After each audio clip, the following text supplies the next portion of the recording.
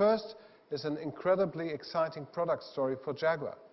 And from that, we must announce a groundbreaking high-tech business association between two long-standing leaders in UK's motoring industry. Shortly, we will get on with the press conference, but first I wanted to refresh your memory by showing you a video of the concept car that stole the Paris Motor Show in September last year. Today's announcement is a real privilege for me and above all for the Williams company. I didn't remind you, Jaguar is a world-class brand, enjoys enormous prestige all around the world. Its cars are much desired and very successful in their present state.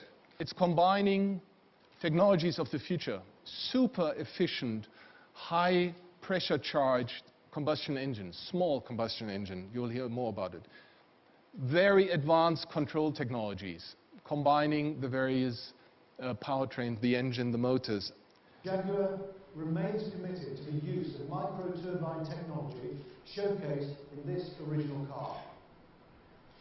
It's a great privilege to be here today, and I can't tell you how excited I am to be able to present on behalf of all the people within this activity, this groundbreaking and historic moment